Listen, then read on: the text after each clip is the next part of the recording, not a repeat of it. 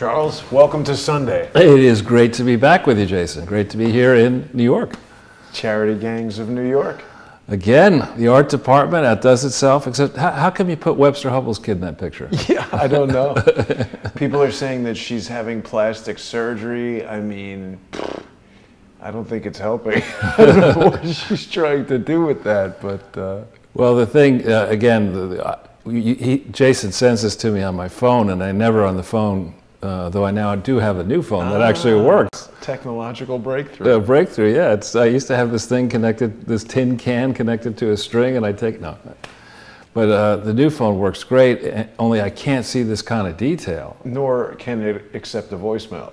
I don't listen, I haven't listened to voicemails in 5 years, 10 years. Yeah, perfect. But I always respond to emails and texts and things like that very quickly. Not criticizing, just giving people that little bit of insight that they like, oh, Charles doesn't do voicemail. Good to know. Yeah, no, I mean, come on, voicemails, I used to get these voicemails for conference call voicemails, 4 lawyers, 3 accountants, 2, and we like to review this 175-page document. Would you listen to a 4-hour, voicemail? No. I'm not going to listen to a 2-minute voicemail. Anyway. I remember as a kid, Charles, seeing the first open reel tape, 1/4 inch, with a big giant microphone. Please leave a phone message. And people are like, what is that? This giant wood box that was the answering machine. Technology. But anyway, so you look at this picture, and you can look at it as the New York City skyline, or alternatively, you can look at it as blood dripping from the mouths of these grifters, which is, I think, a fair way of looking at it. And on the subject of picking on Chelsea Clinton, I think that's totally fair game at this point. It's not as if that she's stood up to her parents. She's supposedly this smart person. We've given her plenty of chances to have independent people look at what her parents were doing with her foundation and their campaigns and their corruption. And she's all in for corruption. I mean, she's going to these meetings now with these interviews with Hillary, where Hillary's trying again to fall flat on her face entering the presidential race. Abbott and Costello suddenly. What's going on there? I know. Costello and Costello. We'll monkey around with those words. What if they have Hillary Clinton run for president with Chelsea Clinton as the vice president? It'll be like double barf bag. That's not going to happen. That's really not going to happen. It could, though. Yeah, that's too close to being a king, monarchy or whatever. You're right. Yeah. But it's the one person that she would, or well, maybe she wouldn't even know, but reduce the likelihood of an assassination attempt. Well, reduce, or maybe it'd be Increase. 2 for the price of 1. Right. But I think that Hillary at this stage, the deplorables are 4 years older and a lot wiser. And I think Donald Trump would like nothing more than to have Hillary Clinton be the nominee, because people becoming, where in 2016 they came out to vote in droves, they're going to come down from the mountaintops, from the interior, from the farms, from the cities, and overwhelm the dead voters and the fake voters or whatever that are going to be on the Democrat wish list. And it would be, I don't know that it would necessarily be worse than the Reagan trouncing in '84 of Mondale. But Is it might the worst ever in history? I don't know if it's the worst in history, but in modern history, it was pretty bad. It's pretty bad. Is Mondale still alive? I don't think he is. I may have that wrong, but I think he would be quite old if he were alive. Yeah, good point. But anyway, hats off to the art department again. And I've been thinking about this, and a simple way of explaining who these people are and why we care about it. In the Wild West days, if you stole somebody's horse, you're a horse thief, you were punished severely. You'd be whipped to within an inch of your life if you weren't, killed for that. Because you steal somebody's horse, you can't get around the Wild West, and it's not something you should do. And I think similarly, these people are charity thieves. We've talked about it before, but the more I think about it, they're charity thieves, charity burglars. You decide what you want to call them. They operate these supposed charities. And the people who are in on the fix with them are quite happy to loot the charity in the name of this big pile of money that's going to come in for global warming or fighting international AIDS or Katrina or this earthquake or that typhoon or whatever, we'll just take 95% of that money and, have fun with it.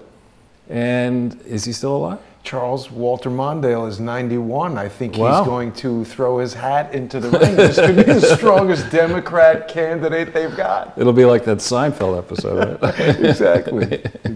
Oh, good on him. But he's 91. That's pretty good. I guess the stress of not being president helps you live longer. Yeah. Sorry. Yeah, I mean, he was an excellent senator, I think, even though he was a Democrat. But Reagan won 49 states. Wow. And Mondale did carry Minnesota and the District of Columbia. From memory, I'm not sure Kerry carried Massachusetts. He may have, but... he was the ambassador to Japan under Bill Clinton. Uh-huh. There's a list of things you don't want to use the phrase under Bill Clinton too frequently. Yeah. Well, there you go. List of things we don't know about Walter Mondale. Right. Long indeed. Now, Charles, today is our 180th episode of... That's quite a few. ...various Charles Ortel-focused programming here on Crowdsource the Truth.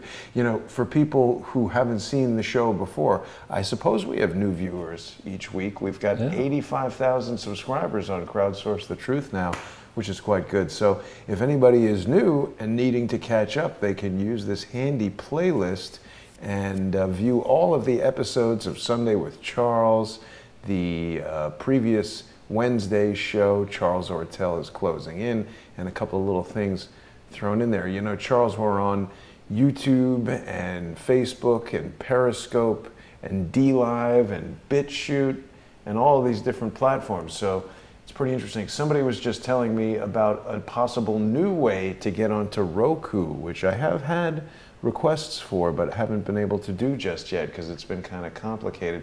And of course, we're on Patreon and Subscribestar. Very important for people who are watching to become sponsors of the show. And I don't even have the sponsorship graphic ready, but people can go to patreon.com/crowdsourcethetruth and subscribestar.com/crowdsourcethetruth. Had a pretty shocking revelation on Light on Conspiracies with Ole Damagard. We had a real whistleblower, a U.S. Army whistleblower, who was a medical doctor in Iraq and Afghanistan, and he was telling us that after he left the military and was recruited into the intelligence community, he had one of these jobs where you're listening on the phone to these various calls or whatever.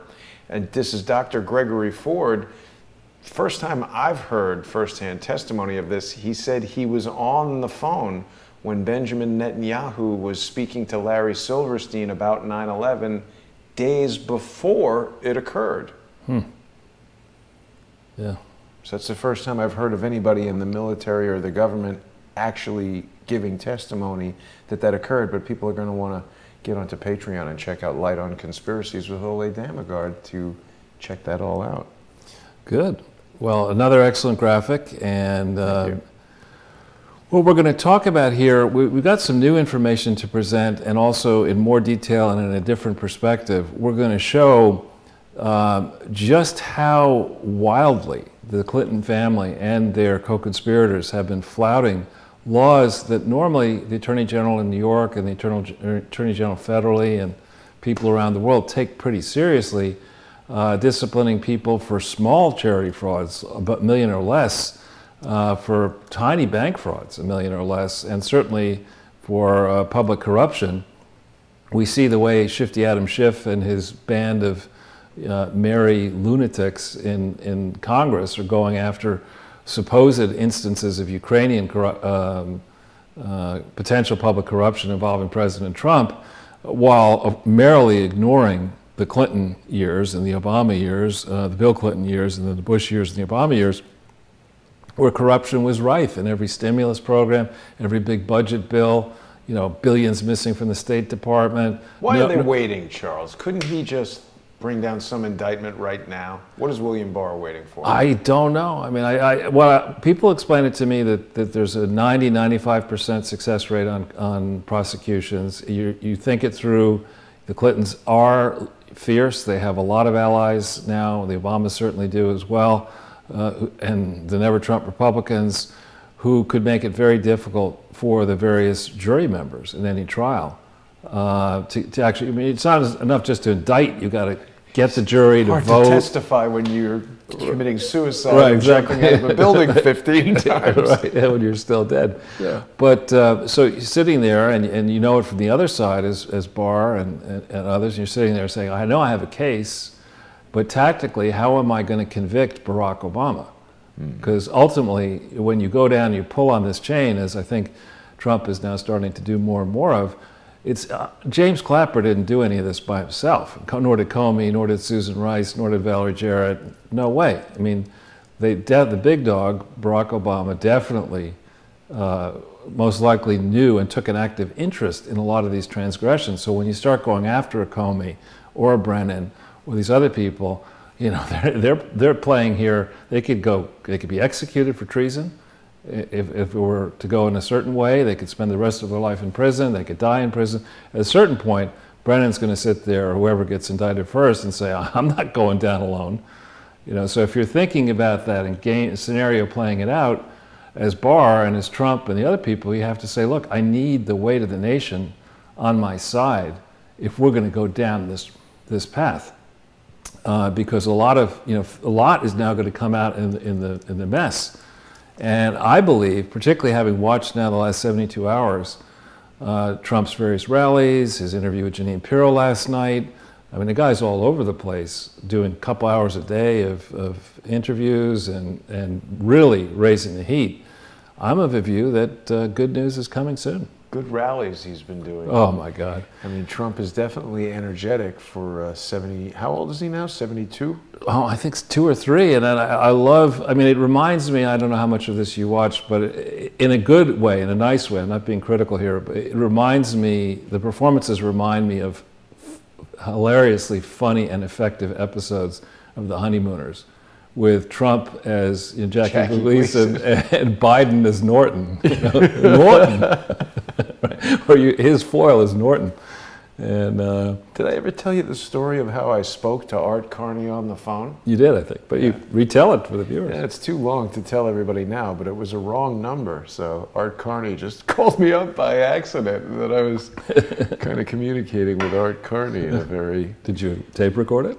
No, I don't think so. I mean, it was about 20 years ago, so... But with all this buildup, you know, people say it's taking too long or we're losing patience. We don't have an opportunity, we don't have the luxury of losing patience. I mean, we could lose the country here, so we got to keep fighting. Yeah. And I think, though, we're getting clear signs that we should get something, that finally this FISA report is due out, I think, by Friday of this coming week, or thereabouts. And before then, of course, it will leak, portions will leak.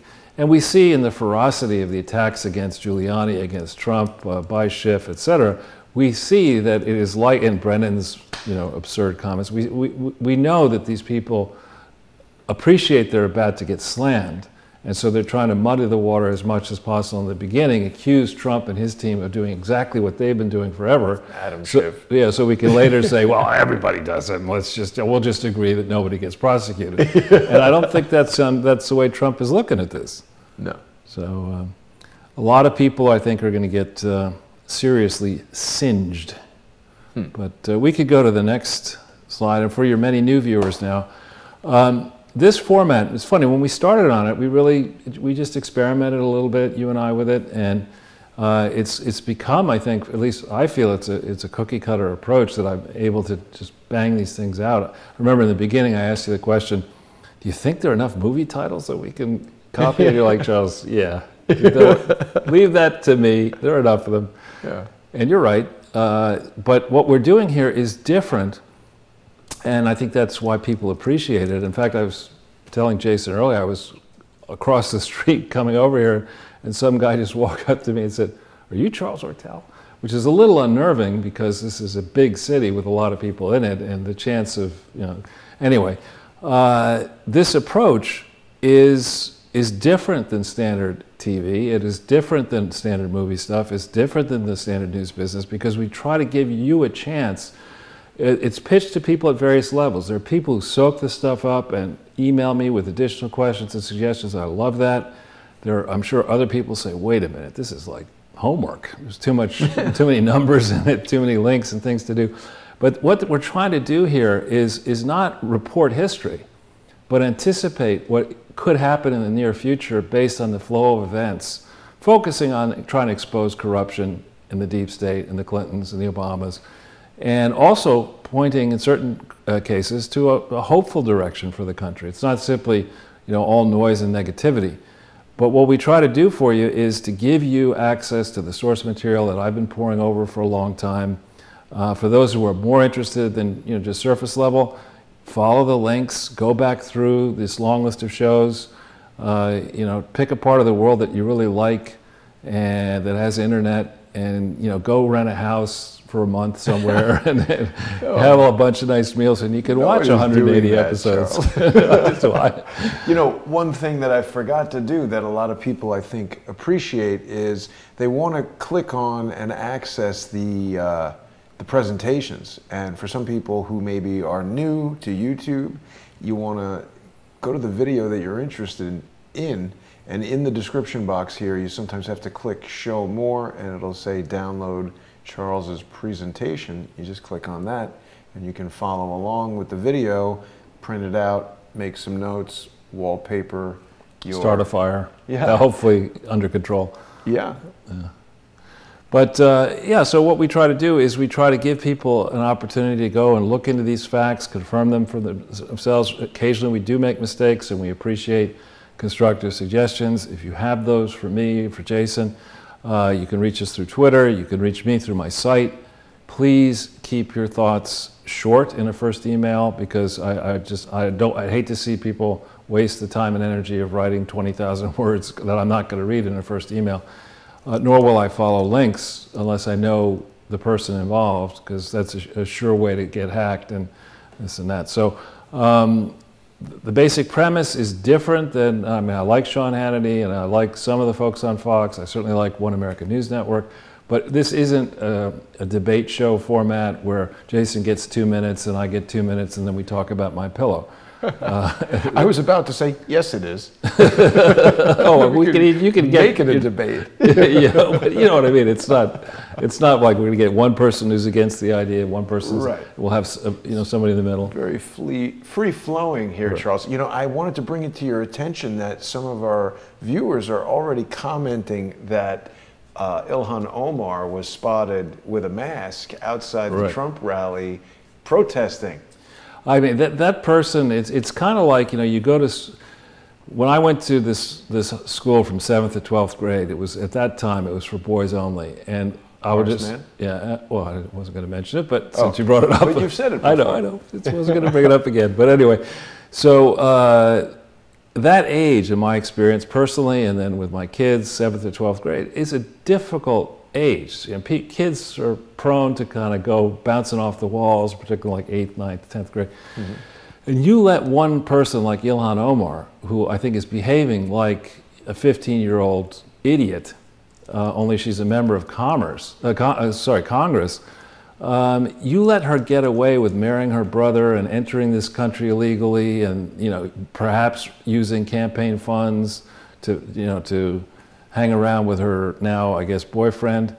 You let that happen as a member of Congress, and you're just defining deviancy downwards. I mean, we've had members of Congress who are really awful.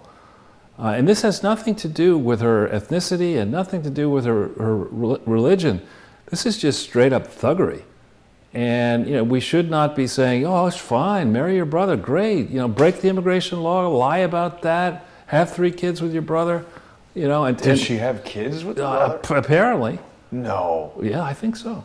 Oh my God. I may have that wrong, but I mean, it's just. She had kids with the one guy who was her actual husband. I mean, this woman is just a wreck. She's like, first of all, putting on a mask to go and protest, that should be illegal. If you want to protest, people should know who you are, and you really shouldn't be able to wear a mask in public unless it's Halloween, because you're one step away from a bandit. Even then, I don't like, I agree. Halloween. You should have to be indoors. Is not one of my favorite holidays. But anyway, I think, the Ilhan Omar thing and Antifa in general. I mean, Antifa is financed in part, and there's something called Extinction Rebellion over in the UK, is a similar thing. Some of these radical groups are financed by charities, which is beyond outrageous. I mean, you should not be getting a tax exemption for fomenting anarchy. I mean, it's just, that is not sensible. Speaking of somebody who is not sensible. I thought you were going to say that they're financed by him. They are. Right. And the people are saying that the boyfriend was there at the protest. I mean, you know, she's like a disruptive high schooler in Congress. Right. And again, I mean, to say that it's okay to resort to violence to advance a political cause that's fascism. That's out there. I mean, that's out there. It's not as if we're sitting here in a country that's failing for everybody. This country is the richest country on earth. Yes, there are sad cases, but the safety nets that exist in big cities like New York and other places, there are massive safety nets. We were just in Sarajevo in Bosnia. You know, I was traveling into the hinterland of Bosnia, and I can tell you, there's no safety net there. It's just, you know, big hole. You got to move to China and work for Foxconn if you want a safety net. And I'm not making light of poverty or adversity, but I think in this country, on the long list of things that we care about, starting a riot in Portland and in Minneapolis because you don't have enough kale in your smoothie or whatever the reason is that they're starting the riot is not behavior that should be encouraged, and it's not behavior that role models and potential role models who work for the United States government and represent, in theory, their district. It's not the behavior that should be, you know, lionized or lionessized. And so in her case, yeah, I'm very much against the squad and behavior, all the squad members. What happened to this thing where she sent like $200,000 to that boyfriend? How come they're not investigating that? Because they can only investigate Trump, man. You got to investigate him. You got a heavy investigation schedule. We've got whistleblowers. Seems like they're getting paid by the hour, Charles. Because this is going really slow. These guys could have remodeled a kitchen by now. But anyway, so this approach is slightly different, and actually, I hope in time, as this thing continues to gather legs and catch on, I think there'll be merit in going back over some of the things that we said might happen and see if they really did happen, and if they do happen, point out, you know, how early we had mentioned they were going to happen. And really what I do believe, judging on behavior, things that are reported by Barr's travels, by Durham's request for additional authority, by the amping up, that's big stuff. Actually. What was the request? I would like additional authority. How do you request additional funding authority? No, so as I understand I'd like additional funding as well. I have the same requests. Well, so what I used to do in investing in an institutional format, using funds and stuff, you have steps you go through. You start out, you don't just go and get on a plane and go and say, I think I'd like to buy Wilson Sporting Goods in Chicago. I mean, you sit with your colleagues and you say, I think there's a chance Wilson Sporting is going to come for sale. I think we can get to management early. I need a budget of $25,000. This is what I'm going to do with it. And you have that kind of a discussion before you start spending $25,000. And it's pretty rigorous. And I think similarly in the Justice Department, they sit there and they don't sit around and say, well, I think what I'm going to do is investigate Jason Goodman because that's what I want to do. I mean, they have to have reasons to do it, and I don't know what this is. Wilson. You remember the movie Castaway? So you have processes where there are different, sadly, many criminal investigations that might move forward. There's only so much money in the government. You have to, decide that the government should spend money on something because there's a high chance of winning. And that discussion went back and forth. Durham gets assigned, and he's been doing work for months and months and months now. And now we learn publicly that he's asked for and received additional resources, financial and operating resources. That generally does not mean, at least in the Justice Department, I'm told, that doesn't mean because he's, polishing his desk or he's getting a more expensive toilet bowl in the place. It means that the thing is about, the scope of the inquiry has widened. And I hope that's correct. No, I think that is true. And I also would note that I think it's a little unusual for the Attorney General to travel internationally and be meeting with Durham, the point prosecutor, with various foreign governments. Again, I don't know the Justice Department, I'm not a lawyer, but I would interpret those reported facts in the context of this long investigation where we see all this criminal activity and nothing seems to be moving toward indictment and conviction. It signs to me that Trump is finding his rhythm, that people are finding their rhythm, and they're waiting for the right moment to pitch this out to the public and expose it, and I think that moment is imminent. Yeah. Well, I will say it was I was feeling like, oh, he's got to drain the swamp, and then I was like, wait a minute, he kind of is draining the swamp, so it's not like he's necessarily going to flip a switch and be like, I'm draining it now. Well, there's the great, before the rallies, the Tucker had, before the first rally up in Minneapolis, and it deserves a certain amount of comment, that first rally. I mean, here Trump goes to Minneapolis. I mean, that's like going to Provincetown, or I thought like you're going to say Somalia. Well, no, it's like not a natural place to assume that there are going to be a whole bunch of Trump supporters in Minneapolis, St. Paul area. It's a very left-leaning state, historically, at least the city, the capital, twin capital. They are very left-leaning. It takes a certain amount of gumption to go up there, but he is the president of the United States, so he'll get protected and all that kind of stuff. But and then you see, I don't know how much of the rally you watched, but I watched the whole thing. Yeah, I mean, the energy in that room.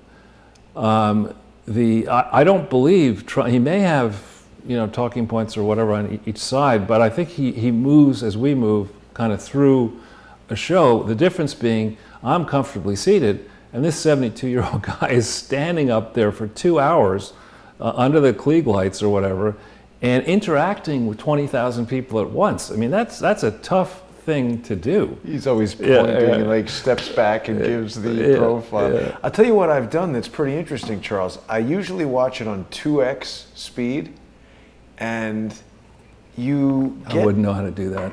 Well, on YouTube, you can speed it up, and actually on Patreon, I've just added the 2x function as well, so people can watch all the videos at 2x speed if they want. But it gives you a different flavor of the rhythm of the crowd, of how Trump is speaking, and I believe I've now become able to determine when Donald Trump is going off script at 2x speed. It's easier because he's got like a very kind of even rhythm when he's reading the script. And then he's like, believe me, it's terrible. Like that sort of stuff is always off script, and he's got a different kind of cadence to him when he's off script.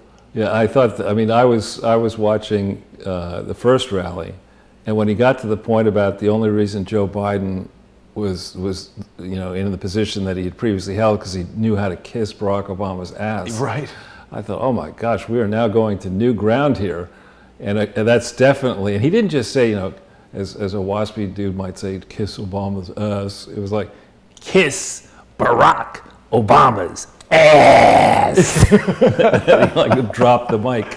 It was pretty darn good, I have to say. I mean, a lot of people find that sort of thing vulgar and whatever, which, Well, I mean, what about Barack Obama in was it the 2008 or 2012 campaign where he said, I'm not going to bring a knife to a gunfight, or you don't bring a knife to a gunfight. He said that at a campaign rally. Wow, I don't remember. It might have been 16, I don't know, but yeah, I think not good. Well, I look at these rallies as they're an art form. I mean, I think in time maybe they'll be studying them at the NYU Film School. You can get a PhD writing about them, but or whatever the degree would be. But really, you go back to the pre-radio era in the United States of America. I know this from having studied aspects of that period. That public speaking instructors were the most highly paid professors at these universities because you got no radio, you got no television, you can't exactly listen to a telegraph, right. I mean, you're going to listen to what, bugs flying around in the night. And in contrast, you would have these amazing speakers who would show up and go all over the country, and you'd pay ticket money to listen to them. And it's evocative of that age, that this, I'm not saying Trump is delivering that kind of oratory, but to ask people to fill out whatever forms you have to fill out to go to those rallies, and then to wait in line, not knowing that you're necessarily going to get seated, and then you get seated and you got to wait for them, and then you got to listen to him, and then you got to wait for him to leave, and then you got to wait. I mean, that's a massive commitment of time. That's true. And along the way, Donald Trump's people are gaining, you talk about metadata, the data that the ticket applicants are likely providing to the Trump campaign is enormously valuable. You know a lot. I mean, if you're tracking each individual, you know, did they stay, did they leave? You know how to follow up with them. Do they look good in red? But I mean, he's really, and how many of these rallies has he done at this point? He's probably done hundreds. Yeah, many. You know, and as I say, he's standing up, and it's not like he gets done. I get done, and I can for the rest after we're done today, I can go to a Chinese restaurant, have dinner, and go home, have a few glasses of wine, watch television, go to sleep. I mean, this guy's got to worry about China, and Iran, the Democrats, impeachment. He's flying around. He's got all these people asking him questions. Nobody's asking me questions. I mean, what should I do next, boss? I mean, he's got lots on his plate.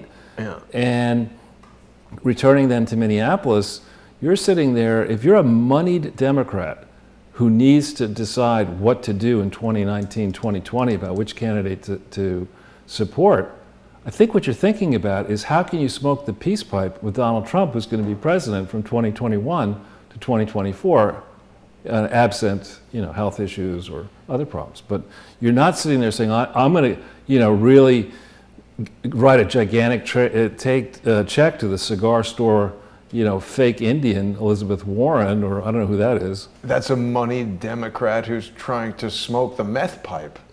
Is that Ed Buck? Is that Look right? at how much more of a drug addict he looks like now than he did in those pictures just a few months ago with Hillary. That's the first time I've ever seen him. Oh, really? Yeah. Yeah. Well, I don't want to see another picture of him. No. Yeah. You said, money. You know who he looks like? A skeleton? No, think Seinfeld.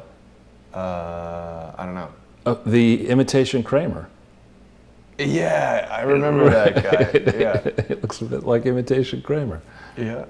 He doesn't look so good, Charles. He looks like a guy who's not getting out of there too quickly. So, perhaps with no further ado, we might jump into... Yeah.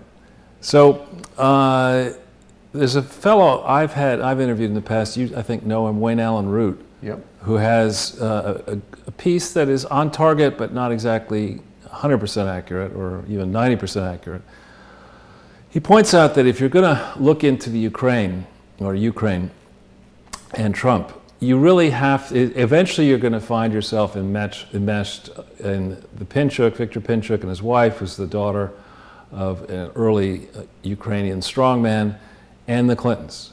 And I've had difficulty encouraging people in the Russian media who are better able to go and read the Ukrainian language and have contacts in and around Ukraine to understand what in the hell was the Clinton Foundation doing in Ukraine in 2003 and 4, and also in Russia with Norway, and later in Russian prisons using Norwegian money to buy AIDS drugs and distribute them in Siberian and Russian prisons.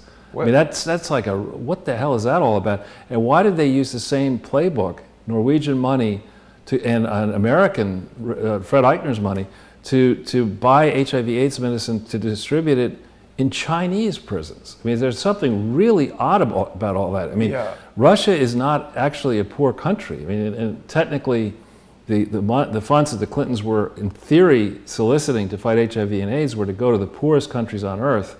Russia's not one of them. Ukraine's not one of them. And China certainly isn't one of them. But why the prisons? Exactly. It's just really odd. Why maybe kids and mothers who need drugs? Well, because if your real goal is to test medicine outside the strict FDA and European testing regimens, what better way to test it than on prisoners who are not going to complain, particularly if they are, quote, living in Russia and, quote, living in China under barbarous conditions. So, I mean, there's a whole real... Well, they also don't even necessarily know what they're being given. Of course. I mean, it's why HIV/AIDS medicine is better than, the bucket of slop I get every, other month while I'm, spend my time eating the soot in the bottom of the dirt floor in my prison. But, so this idea it's interesting, the whole Ukrainian gambit. I'm reminded of Mad Magazine and Spy versus Spy and those convoluted, who's really spying on who kind of things.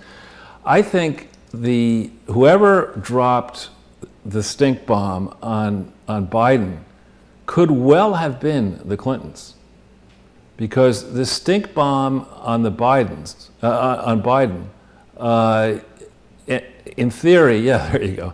That bomb and the dynamite or whatever, the bomb that was dropped on Biden tarnishes Trump and Giuliani, and at the same time, you'll notice there was a push to certain rich Democrat donors were saying they're not going to give money to Warren because she's of her anti-capitalist crap that spews out of her mouth nonstop. That's the only reason?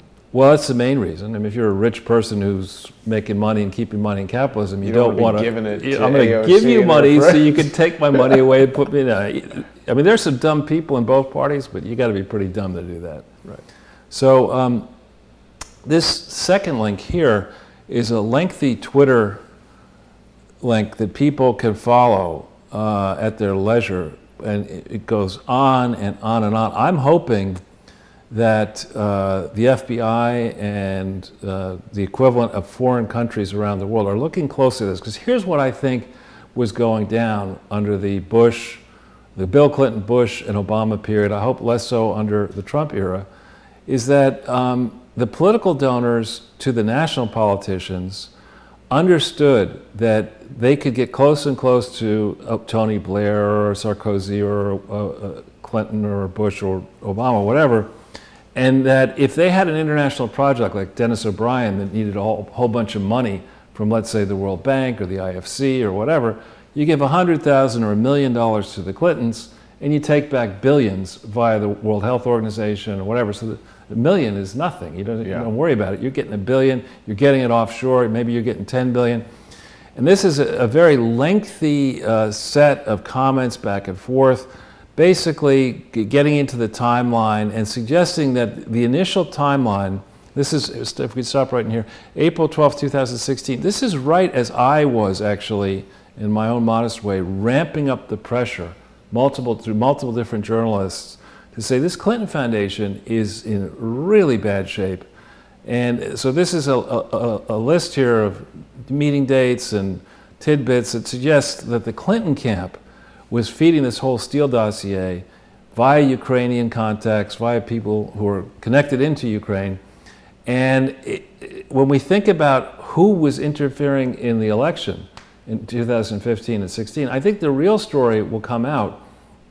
Truth is, the biggest people interfering and attempting to rig the election were likely Hillary Clinton and Barack Obama, and federal government resources were being trained both domestically to rig different primaries, and internationally feeding grants to politicians who would encourage their agencies to impede Trump and cause Hillary Clinton to be the next president of the United States. I think it's a much dirtier story. It's not as simple as, Clinton bad, Trump good. I mean, there's a whole bunch of slime buckets around the world who have been doing this for decades, and they're in the process of getting caught, if they're not already caught. Right, and that's why Adam Schiff is so frantically appearing on every single show he can. Right, and so, John Solomon, we've had him on this show, and he's a good guy. He's getting a lot of heat constantly because he's over the target. And John has evidently excellent contacts with government people and functionaries in Ukraine. This journalist, this former ambassador was trying to make hay. And what they've been doing, there's a story I didn't put into the link that Byron York has it. What the Democrats are doing is, as usual, being incredibly sleazy in this investigative process. What they're doing is they're setting her testimony up as a deposition as opposed to the standard type of testimony. So by the rules of the House, people in the House are not allowed to share the actual details of her, quote, deposition.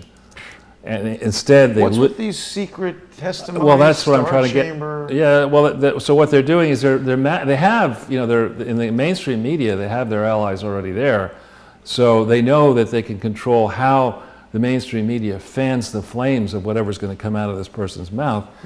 And you don't get the other side of Republicans asking questions, counters to the assertions of people. And people lie when they can expand the truth. Let's put it when they testify, and when their testimony is subjected to cross-examination, public isn't getting any of that. And I would just say any American who is prepared to go and be an ambassador in Ukraine is crazy. Why? It's fundamentally a corrupt country. I mean, what you're asking is for the opportunity to go into the crosshairs of competing bands of thugs from around the world who are trying to get you embroiled in dirty dealings and who are going to reach out to you as they know about. I mean, Ukraine has been corrupt for centuries. I mean, it's not a place where you're going to come in, pick a religious figure, pick a sports sector, whoever you want to say is going to make it work. It's not going to happen. Dennis Rodman? Nobody. Yeah, Dennis Rodman is not going to make it work. Ellen DeGeneres is not going to make it work. Oprah's not going to make it work. Even Barack Obama couldn't make it work. And so you have to have your head handed to you. I mean, this is a country, it's like Illinois. This is a country where in modern times, I think almost every single president of Ukraine in the last 10, 15 years, whatever, has ended up in prison or in the threat of being in prison. It's like Illinois. Exactly.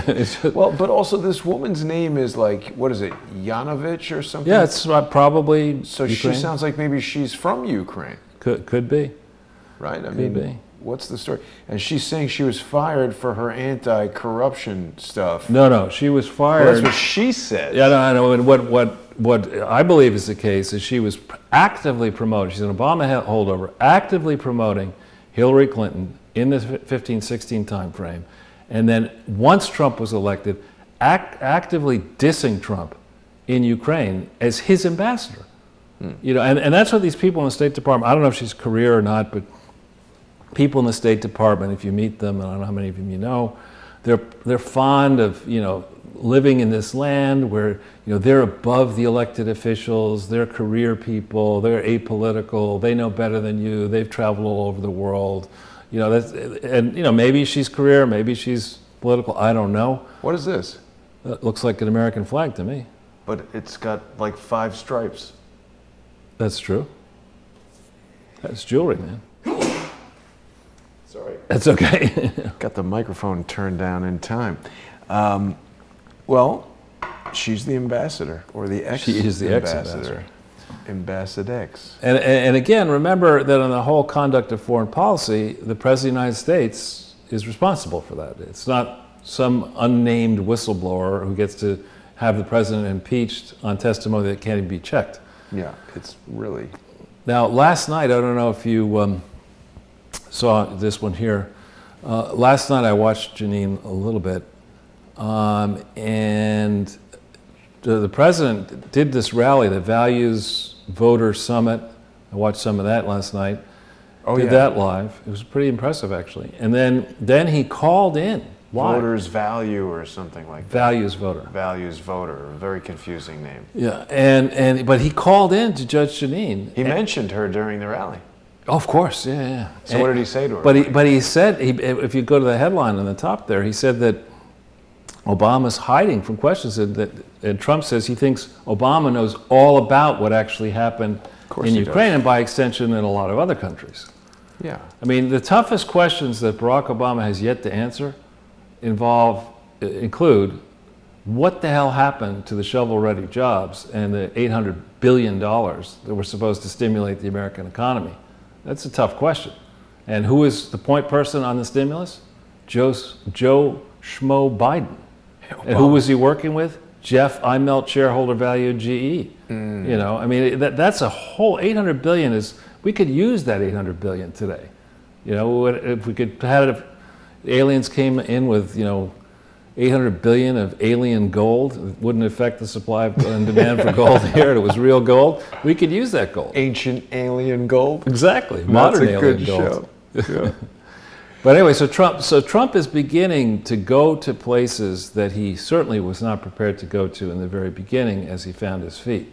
Right. I mean, to start saying the former president of the United States knew about this, and by extension, if he knew about corruption and did nothing about it, that's a crime. Yes. It's an actual crime. If a member of our government encounters corruption and doesn't report it, Misprision of felony. that's a big problem. So I think that Trump is certainly prepared to increase the pressure, and I believe the pressure is going to build very rapidly. Charles, would you say it's a fair statement to observe that there seems to be a more frantic and desperate attempt afoot than we have ever seen before to fill the news cycle with pure lies? Adam Schiff, I mean, he's just not backing down. He's not re-explaining everything to clarify. He just keeps saying the same crap again and again and again. I mean, I wish, I'm just riffing on you a little bit, but I wish we had the bandwidth to do the pathological liar as Adam Schiff. I mean, yeah, you mean John Lovitz. Yeah, that's the ticket. Yeah, I was there. Now, meanwhile, this idiot, James Comey, I mean, he must be somebody. Whoa, I mean, is that his house? Well, he's very wealthy now. He had no money, but he went into government service, and now he's very wealthy. Looks pretty nice. Oh, he's got a lot of money. Beautiful light. And yeah, it's pretty nice. But anyway, so he has to be the only person in his immediate neighborhood who hasn't gotten the message that an indictment is coming down with his name on it. Is my guess. I mean, under his tenure, is he playing with Legos? What the hell is he doing? He's probably got grandchildren. Or maybe he is playing with Legos. Falcon Lego right here. He's playing with Star Wars toys. What? Yeah. But Charles, that's weird. He might have grandchildren, but just move that 5 feet out of the shot. Why do you need the Star Wars toys? Yeah, I mean, the New York Times is coming to take your picture for a big story. Jay said, let's put the Star Wars Legos. I'm not done Legos building the Lego. Yeah, put them in the picture. No one will talk about it. That is crazy. Yeah. But he must believe that he's above the law. Now, maybe, and I'm told by lawyers this is impossible, maybe he has some kind of a pardon. How can you have a pardon I don't know. I mean, Eric Holder, Barack Obama, and Valerie Jarrett and the team, lived as if nobody could touch them for January 20th, 2009 to January 20th, 2017. So who knows what they may have done or tried to do. Now, I don't know if people remember when Laura Loomer and I went to the James Comey book signing, but that was quite hilarious. It's one of the best things I think that Laura ever did. She got up in the middle of the thing and just basically yelled, "You're going to get locked up," to James Comey. Really? That's good. Let's see if we can find that real quickly here when they tossed Laura out of the event. It was really unfortunate. We don't have time to search for it, but people can go back and look at this standing room Comey where Laura and I went to see James Comey. I mean, this is another one of these, book signing deals where they're just funneling money to the guy, and she told him, "You're going to get locked up, Comey." Where is it? People can go back and check it out. Anyway. Good. Sorry. That's all right. We just get back into the, yeah. So, and then Hillary, this Rose McGowan, who I guess got the Me Too movement sort of energized in the beginning, right.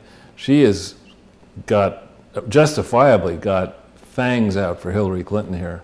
Yeah. And really to make light, Hillary was asked in the last 2 weeks or so, what was one of the most difficult moments in her life. It wasn't, consigning Ambassador Stevens to hell in Libya to continue hiding a massive corruption operation that she and Obama and others had been running in Libya. No, that wasn't. Is deciding to stay in her marriage with Bill Clinton, as if the Monica Lewinsky thing was an eye opener for her. I mean, she had to have known, given the many scandals before Jennifer Flowers that came out in 1992. I mean, she had to have known for decades that Bill was an uncontrollable horn dog. and this is about, I've seen faker pictures, I mean, the Ceausescus and their loving Christmas card or whatever. But this is absurd, this picture. Are they in Morocco together, or where is this? I don't know. It looks like Benghazi. It looks like to be with the Notre Dame Cathedral burning down behind them. I mean, what is this? I don't know. Is that Ben Carson? No. Well, but that was on the occasion of their anniversary. You know, and we got to get to the bottom of where it was they went on their honeymoon. Is it true that they went to Haiti? That's what Bill Clinton wrote in his book, and that they went to some kind of voodoo class or something like that. But on this subject, though, of this, I haven't read Ronan Farrow's book, and I know parts of it are controversial, but the part that is not getting even enough attention yet is the part where Hillary Clinton apparently played a role after the Weinstein revelations came out of trying to slow down the media's assault on Weinstein. I mean, that's outrageous. Look at what Rose McGowan says about Hillary Clinton. Yeah, I know. And you know who's all over everything Hillary is Alyssa Milano. Suddenly she's one of the most important political Alyssa Milano? Yeah. Is she the one she's the one who does those Pepperidge Farm crackers, or what is the Milano cracker? No. Alyssa Milano, she's best known for being on the show Who's the Boss when she was like 10. And now she's like 50, and she's best known for being on the show Who's the Boss. So, with, what's his name? Tony Danza. Yeah. And that was a funny show 30 years ago. Right, when she was 10.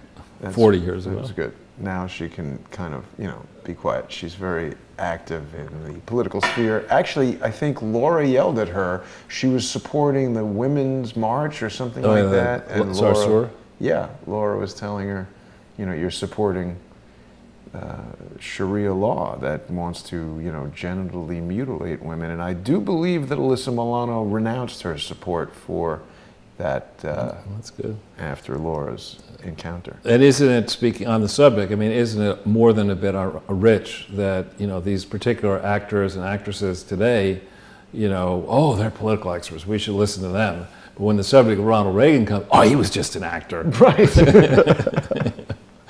Anyway, so here is a plaintive story in the American Thinker wondering whether people are going to get prosecuted. And I would put it this way. If Donald Trump intends to campaign through the election of 2020, if that's what he intends to do, prosecutions have to happen. Yeah. If he wants to win. Boy, and I don't think he's going to go through this. I don't think he's like campaigning around the United States and going to Lake Charles, Louisiana, where he was on Thursday night, or Friday night, or whatever it was, because that's the only thing he can do on Friday night. It's Lake Charles, Louisiana, or Mar-a-Lago, and just putting my feet up, or anywhere, or any of his 26 clubs. I mean, I think the guy is determined to win re-election, and if he's going to win re-election, the only basis upon which he does that is if there's clear evidence of the swamp being drained. So I'm, at this moment, quite willing to take the other side of the argument that nothing's happening and we're never going to get there. I think that there's a 99 alarm fire in the Justice Department, the IRS, and elsewhere.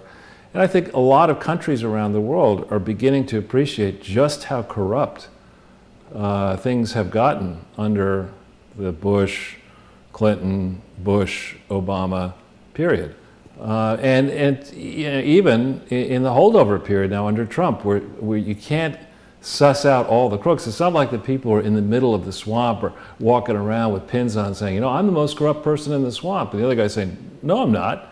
No, you're not. I'm the most corrupt person. I mean, they're hiding and they're swamping. And they know they've got, once you really begin this swamp draining process, a lot of people are going to go to jail. So they're fighting hard. And then we have the question about Gates. That there's been a fair amount, people have actually been talking to me about this out of the woodwork, asking, what the hell is the story with Bill Gates and Epstein? Yeah. And it's a fair question. I mean, when Bill Gates is certainly, he doesn't really need to do anything he doesn't want to do. And he is a father. He's been married to the same person for a long time. I don't know how many children he has. yes, I would guess his wife probably cuts him some slack. But on the other hand, they're supposed to be running this Bill and Melinda Gates Foundation that has tens of billions of dollars and traveling all over the place. What the hell was he doing after Epstein got out of prison? What was Gates doing spending any time with Jeffrey Epstein? You know, that's not good. Yeah. And you know, people need to get to the bottom of it. And on the question, you know, of Gates and his foundation, we're going to be circling back to that in times. It would be one thing if what Bill Gates had done was like the duty-free guy, you know, who took all of his money and he was a multi-billionaire, I think he was a duty-free guy, and he said, I'm going to give away all of my money to charities in my lifetime, not to my own charity. I'm going to give it to charities that I don't control. That's not what Gates has done. What Gates has done is he's taken a portion of his vast wealth that is, you know, very low basis Microsoft stock, and said, you know what I'm going to do? I'm going to set up a foundation that I control with my wife, and I'm going to take this Microsoft stock over here that cost me 25 cents, and I'm going to, on my tax return, say I gave it away for $4 billion, just and then write it off against my income, and that stock is just going to be right over here in this thing that I control. So it went from this hand that controlled the stock to this hand that controlled the stock, and I would argue that there ought to be a refinement of the law that says, okay, if you want to give appreciated property away, you can't give it to a foundation that you control because you haven't really given it. You know, all you've done is it's a way to reduce your tax bill and still have this stock. And if you're that rich as Gates, and even if you're not as rich as Gates, when you think about you have more money than you can spend in the rest of your life, what you're trying to do is have your investments appreciate without being taxed. That's what you're trying to do. So you don't care whether you do that in your after-tax personal money or in your foundation if you control both things. So I think there's a lot more to this whole Gates Foundation that needs to be studied carefully. I know only of more than 100 donations that the Gates Foundation has given to the Clinton Foundation over the long, tawdry life of that swamp mess. And, you know, in theory, you're not supposed to do that as a private foundation. You're not supposed to give money to something you say is a public charity, but in fact is a private slush fund, and continue doing it. You're just not allowed to do that, but Gates does it. Other people have done it. And it's one, you know, people don't like Gates from various reasons. Some would argue that he's just a straight up monopolist thug.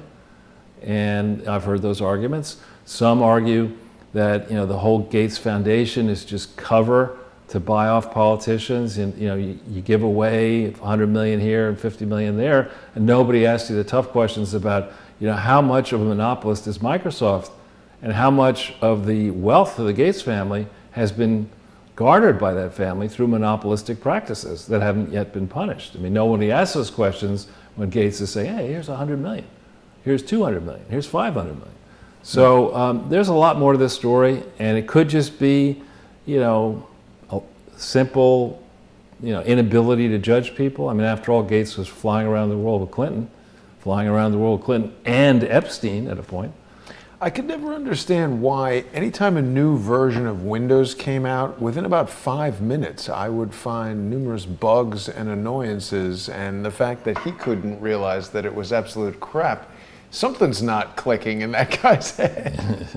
The Zune, we could go on and on. There's a lot of things that Bill Gates have done that don't make any sense. Yeah, and then we have the story. This was in the Hollywood Reporter, something that I never read, but it was on Drudge, so I read it.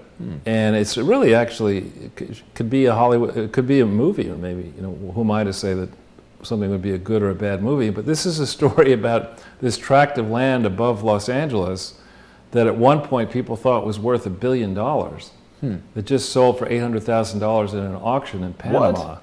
Whoa. And it goes, maybe you know the names of these people. There was some guy who was a reprobate. He spent time in prison. Here you go, if you just go down a little bit. Victorino Noval. Never heard of him. Okay, so this guy goes from prison to Hollywood and somehow ends up close to this asset. And it's a long story about, of course, to, you know, inculcate himself with a Hollywood fast crowd. What does he do? He sets up a foundation. and he has gallows filled with women and this and that. And it's a long, long, long story.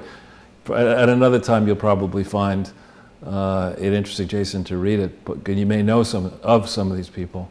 But this tract of land featured on that $1 Million Listing show, and he's got every like drug addict and alcoholic he could find to come to the premiere. It's like free meth, and they're coming, piling in. I don't know. And they refer to him as a regular fixture on LA's B-list party scene. Now, who would want to be a regular feature on the B-list Hollywood scene? I bet the only worst place to be would be a regular feature on the Hot Springs, Arkansas B-list or the Atlantic City B-list. I mean, it's nuts. But he's hanging out with John Travolta. Yeah. Here is like a whole lot of stuff going on. I don't know. Who are these people, actually, as we go down the list?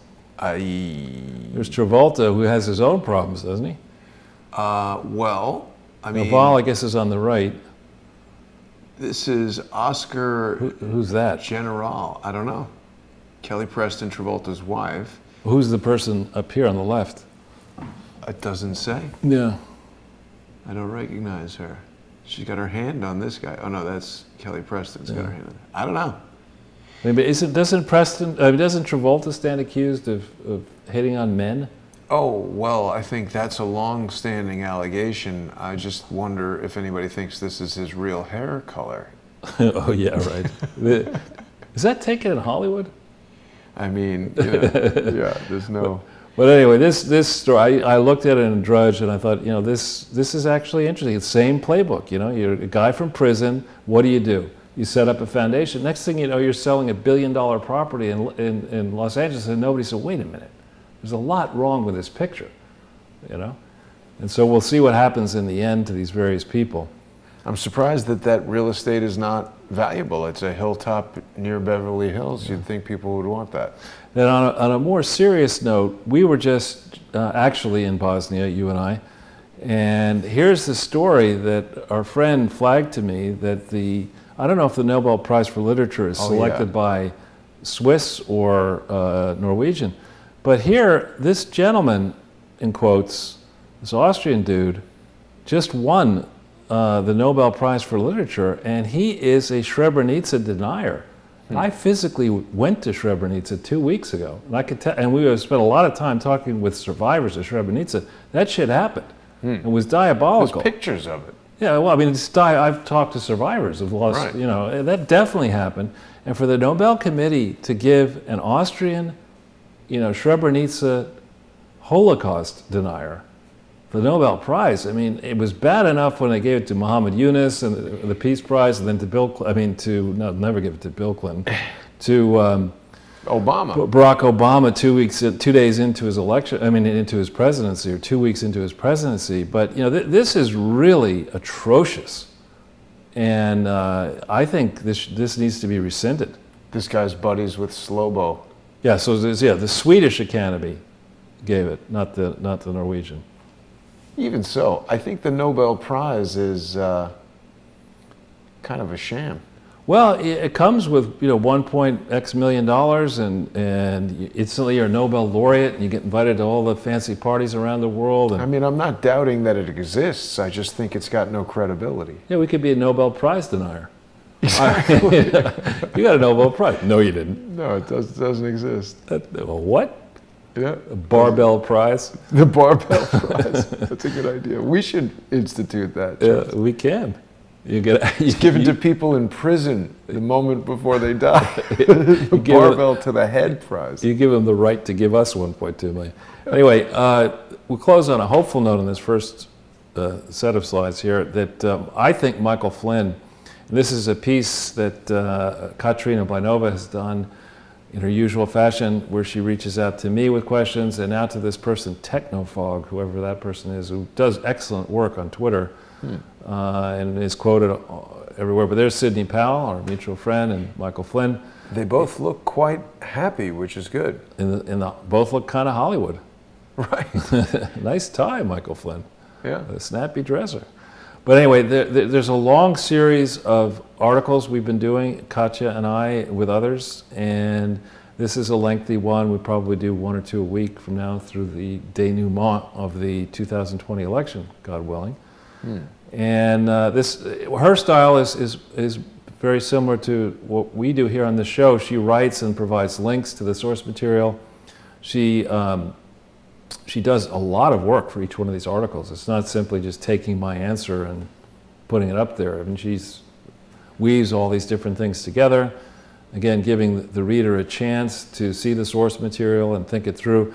And her articles get posted and reposted all across Russia and the former Soviet Union and Eastern Europe and many countries around the world, get translated into many different languages. So yeah, it's good.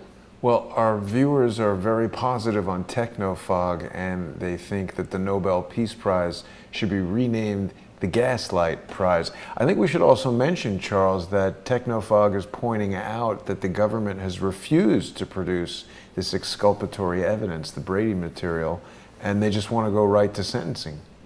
Yeah, it's just, I mean, the thing that, you know, there's one of these, I forget whether it's Cheryl Atkinson or it is Cheryl Atkinson who I think likes the shoe is on the other foot argument, that whenever she's looking at something, she likes to say, well, what if it wasn't, let's say, a Republican that did this, but a Democrat? How would we be treated? And similarly, the people who are attempting to railroad Flynn and others just don't seem to understand that you could have somebody who is, let's put it this way, less principled than Trump become elected as a hard right president who decides to use the Mueller precedent and the Flynn prosecution precedent to finally go after tax cheats like Al Sharpton and others across the spectrum who've gotten away with kingpins and their buddies like Adam Schiff. Right, but using the high-handed tactics of dawn raids with more agents that went after Osama bin Laden, you get thrown into Gitmo,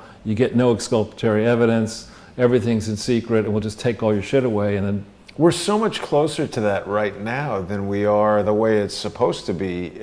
I don't know how more people aren't freaking out about that.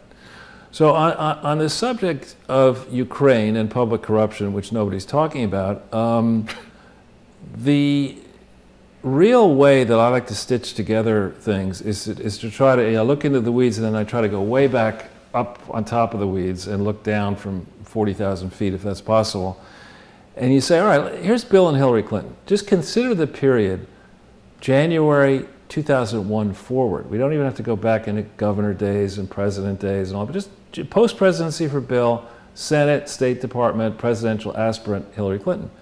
And focus on 18 U.S.C. 219, which is a summary of it here from the Farrow stuff. It's a criminal offense for a public official. Let's think of it, public official. That would be a U.S. Senator, Secretary of State, and ultimately, if Hillary had won, President of the United States. A public official of the United States in the executive, that would be Hillary Clinton's Secretary of State, legislative, that would be Hillary Clinton, senator, or judicial branches, to be or to act as an agent of a foreign principal required to register under FARA. Bill Clinton, and again, there are attribution rules here, so you would have, Hillary is a senator, Hillary's in Secretary of State. Bill Clinton is illegally directing the affairs of the Clinton Foundation, where the Clinton Foundation is behaving as an agent for numerous foreign governments and political parties and dodgy principals who could be involved in many different countries. He's doing that while she's a senator. He's doing that while she's Secretary of State. He's doing that as they're clawing their way out of technical bankruptcy, him having been, they both having been fundamentally bankrupt financially. Morally, they're still bankrupt. So you want to start thinking about public corruption cases to bring where there's a wealth of evidence. I mean, I don't understand why Peter Schweitzer and others don't look harder at the evidence that's out there that we're going to go through today, again, concerning the Clinton Foundation. There's a wealth of evidence of fraud, bank fraud. There's a wealth of quid pro quo evidence that we've teased out in prior presentations. And this fits the bill. The Clinton Foundation fits squarely in the crosshairs of 18 U.S.C. 219. And by the way, if we hit this link, Jason, they actually investigated that, the Clinton Foundation, for 4 long years.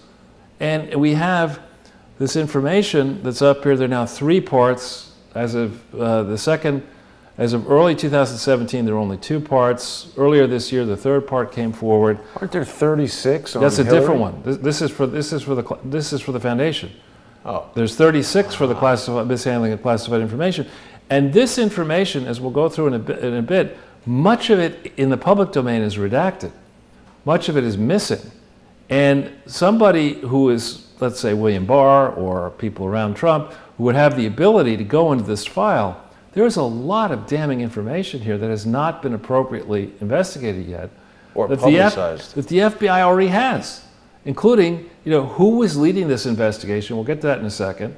In the FBI, who was leading it in the Department of Justice, who knew about it in the Department of Justice, and where are the records? There's abundant records in here of meeting notes of things that happened, where they were aggressively chasing this issue prior to 9/11/2001, but afterwards it's like, oh, better not look there. Don't want to look at that anymore, And this is a whole area where it's just ripe with opportunity to help drain the swamp by going back and seeing what was it that Mark Rich and Pincus Green were paying the Clintons off for. Why did they do that? Why did the other people who get pardons pay the Clinton Foundation, donate to the Clinton Foundation, maybe eventually give speeches to Bill and to Hillary and favors to Bill and to Hillary? Why were they doing all that? It was to get something of value, the essence of corruption. Right? And this is going back into 2001 to 5. I mean, what happened is if you I've been quoted on this before. I mean, if you let somebody drive their sports car through Wyoming, I haven't said it exactly this way, you've got a car that can go 250 miles an hour, assuming some car could go that fast, and the speed limit's 75, and you let the car off at 95, well, try 105, you'll try, and then eventually you'll go to your friend Jason Goodman and say, turn this car into a plane. Let's see if we can go, 400 miles an hour. And that's what's happened here. The Clintons have been getting away with corruption and graft and others around them for decades. And the attitude, the converse of, they haven't been prosecuted yet, so we shouldn't care about it, is we're never going to get prosecuted, so let's do more of it. Yeah. And that's what the Clintons have done here, I think.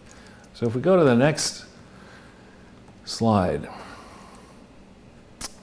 Now this is a foundation that we've talked about before. This is not the Bill, Hillary, and Chelsea Clinton Foundation. This is the so-called Clinton Family Foundation. Now I'd like to make a few observations I have not yet made about this. First of all, this foundation was organized on December 4th, 2001. Okay, so after 9/11, it was organized in Delaware, but it functioned in New York State. In New York State, before you do anything in the size of $800,000, you're supposed to register in New York State. Okay, so it was organized December 4th, 2001. When did it register, Jason? August 4th, 2002. Right, and this is Bill Clinton and Hillary Clinton signed this return for 2001. So she's a senator. What were they doing for that whole year? Well, they did absolutely nothing. They needed a tax deduction in 2001. They were making money. So Bill and Hillary wrote a check for $800,000 into this thing. They took a tax deduction on their personal tax returns, claiming that this was a public charity when it wasn't. It was a private foundation. They didn't register in New York, so they broke the organizational test, the operational test, and IRS regulations. They got away with it. They made no grants as well. Okay. Now, the next year, they said, well, we've already given this thing $800,000. We're only going to give it $113,000. They made grants greater than the revenue of the year. How much money, when it was their own money, Jason, grants to third-party operations, $170,000. How much in overhead did they charge? Well, where is that? $125? Yeah. That's it? When it's their own money, when it's not like the Bill, Hillary, Chelsea Clinton Foundation where, you put $100 million into the thing and we'll have $95 million in expenses and $5 million in grants. When it's their own money, they make damn sure that there's no overhead, right? And so what is that $125 supposed to be for? Accountant fees or I don't know what. But, and by the way, you go on the New York State, this ProPublica will give you all their filings. We don't need to click that now.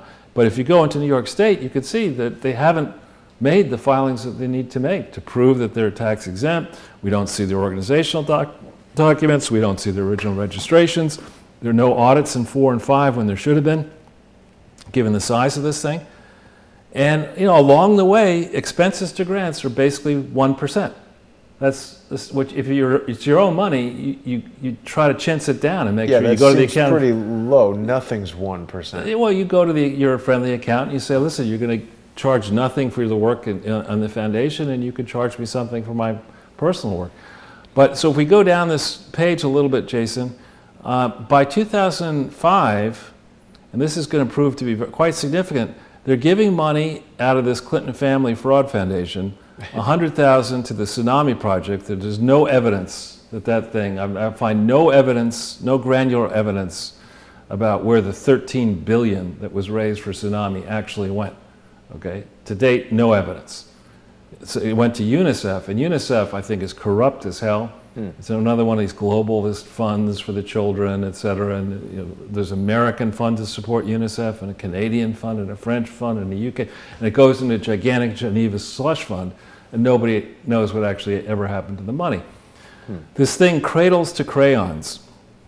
We've talked about it in the past, and I'm going to pick on the lady who started it. She was working in the same office, Clinton Foundation HIV/AIDS Initiative, Cradles to Crayons, and Ira Magaziner's highly suspicious consulting firm were all operating in the same bucket shop office you visited in 225 Water Street. And I don't know how much exposure you have around young kids. I just know the sickest I've ever been to date is when my children were young, because you get a whole bunch of little kids together. One of your own kids is going to be fine, and the other one's going to get sick, and then they go into nursery school where everyone's sick every day, and they just come home. If it's not your own kid's sickness, you get another kid's sickness. They're rubbing snot on each other. Yeah, the last thing you want to do is take your children's used toys and give them to anybody. They usually want them to be new toys, I think. Not in this case. So used children's clothes, used this and that. They set this Cradles to Crayons up thing, and the Clintons, of course, contribute the grand total of $1,000 in cash, maybe to it. But it's a tiny charity that needs to be investigated to the same degree as we've investigated others. And of course, the Bush-Clinton-Katrina fraud, that's one where Bill Clinton confessed to soliciting money for that charity in August of 2004, even though the thing wasn't organized till October of 2004. It's a bright line violation of the law.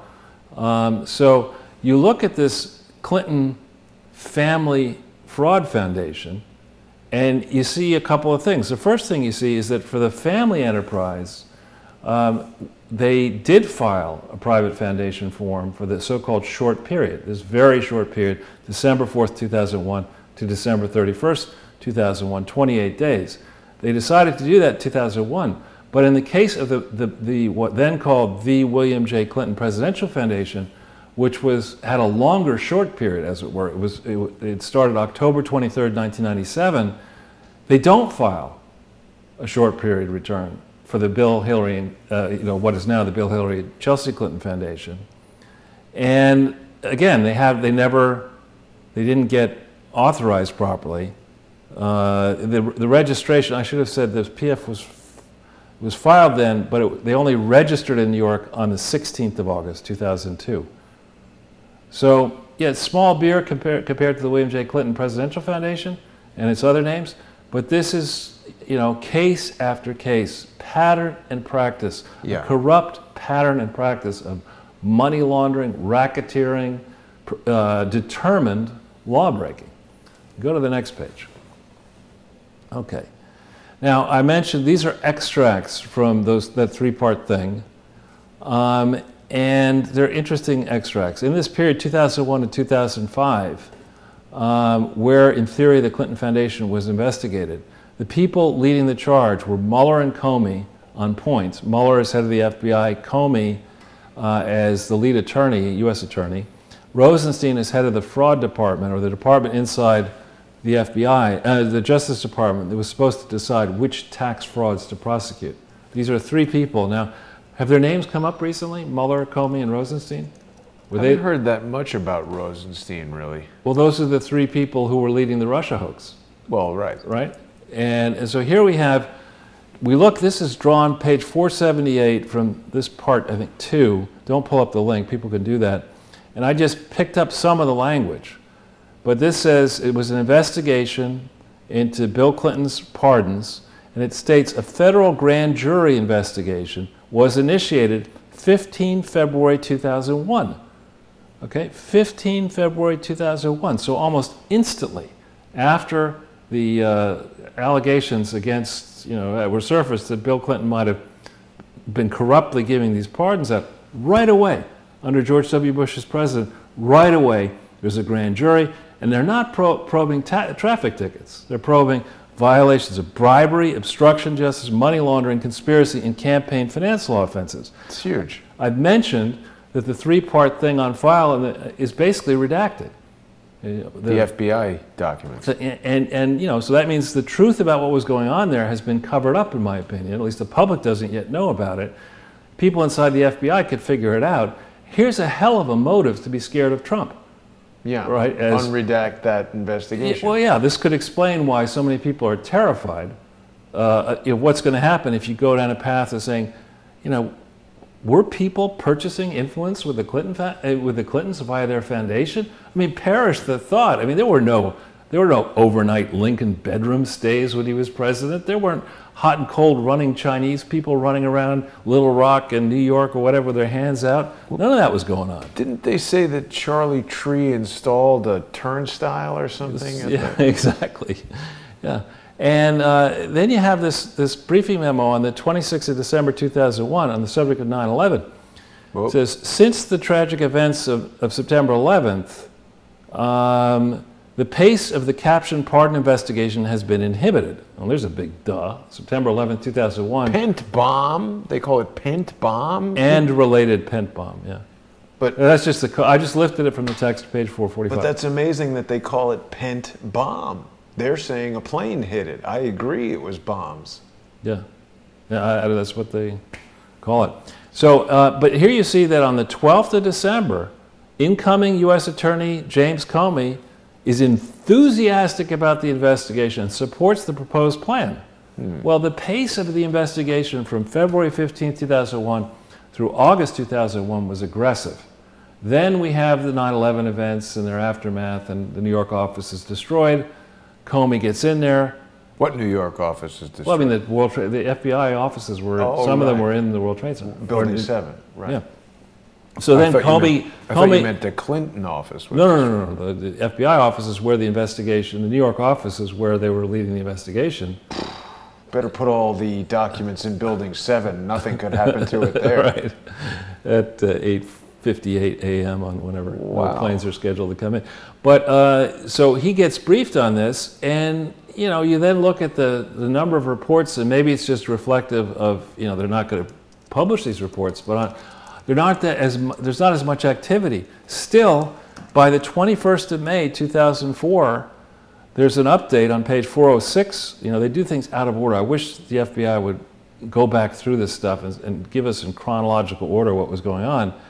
But by May 21st, 2004, and the significance of May 21st, 2004 is that this is a moment when the archivist of the United States has received a request from the Clinton Foundation president in writing saying, we want to make this donation of this Little Rock thing to you. And following the statute, that request and related papers are sent to the leader of the Senate and the leader of the House to go through a time-based period where it can be approved. At the same time, the Senate and the House are considering accepting a donation of a purported charity, which is a fraud at the time, May 21st, 2004. New York FBI is investigating corruption here. And this is I just put redacted and redacted. The way they do it is they'll have the text, and if they're redacting a large volume of text, there'll be a big space. So that where it says redacted in each case, there are these big spaces that they're covering up in the version that we have of what was really going on. Could be paragraphs. Yeah, lengthy. And so by May 21st, 2004, there was a lot of stuff to look at. But suddenly, now the House is considering this and the Senate's considering this and an election is happening. And by the 18th of November 2004, they're like, never mind. We're not going to do this. by November 18th, 2004. Now, what had happened between May, I left out other things where by August, there's another memo, sometime in August, where people are saying, we're all excited, we got informants internationally who've come talk to us, we want to follow this up. Bill has his heart attack, I think he has like 1 or 2 heart attacks in early September 2004, and by November 18th, it's like, we're not going to go after this. We just let it alone. Okay. Also what happened is that in August of 2004, John Brennan gets deposed, gets a special, appointed a special position, national security position, reporting into the Bush administration. Brennan? John Brennan. Yeah, so I'm wondering, I think if we were to follow this more carefully from February 15th, 2001 through 18 November 2004 and afterwards, I want to see the real files. I want to see what the line FBI agents were all hot and bothered about, why the investigation was so big, and then in light of what we're now going to show you, why did they miss the obvious? They say they went and they talked to all donors, or most donors who gave $5,000 or more. Why did they miss what we're now about to show you? So let's go to the next page. All right, so there's a double standard to think about. We have, in the case of Manafort and Richard Gates, the behavior that they're looking at and that they ultimately convicted, Manafort, and I don't know if Gates is convicted yet or not, went back to 2006. The case was doled out in October 2017, scant months after Mueller was appointed. They were able to get to an indictment level, a complaint level. Ultimately, these people were convicted over failing to report income. Think of it, failing to report tens of millions of dollars of income in relation to work that Manafort and Gates had done for a previous administration in Ukraine. Okay, so for that, Manafort and Gates, Manafort is away in prison now for a long period of time. We're talking about unreported income of tens only of millions of dollars. On the other hand, in the Clinton Foundation, we've got tens of billions of dollars of unreported stuff, and it's not just Ukraine, it's like 100 countries around the world that we're doing this. Now, these are the excerpts for a listing of just the contributions that the Clinton Foundation claimed they gave 2001 to 2003, and then received rather, then 2004 to 2007, all in this early post-presidency period. They claim that they got $456 million. And nobody, none of these brilliant Comey, Rosenstein, and Mueller in this early period, nobody said, wait a minute, why is the Clinton Foundation still collecting money after they finished the Presidential Center? And why has the pace of contributions gone up so much? You know, through 2003, they'd raised $78 million, leaving aside the small money in 98, 99, 2000. But afterwards, they get close to $400 million, 300 and whatever the math is, 378 million. Nobody said, well, why do they need 378 million? And then, Saudi Arabia and John Solomon's reporting gave $10 million to the Clinton Foundation in 2004. How much money is listed as coming from governments in this period? None. Bupkis. Well, what if it wasn't from the government? What if it was just It was from the government. Yeah. Right? So here are 3 excerpts of 3 annual reports of the Clinton Foundation that were issued while the genius Comey and Rosenstein and Mueller were supposedly actively investigating this thing. We know that in May of 2004, the FBI was hot and bothered to say, we got a great case, and they let this thing go. And then nobody looks and says, all right, over here, the Clinton Foundation says it got $456 million. How much did the Clintons get? Hillary was a senator. She's making not much. And Bill had never made serious money in the private sector at all.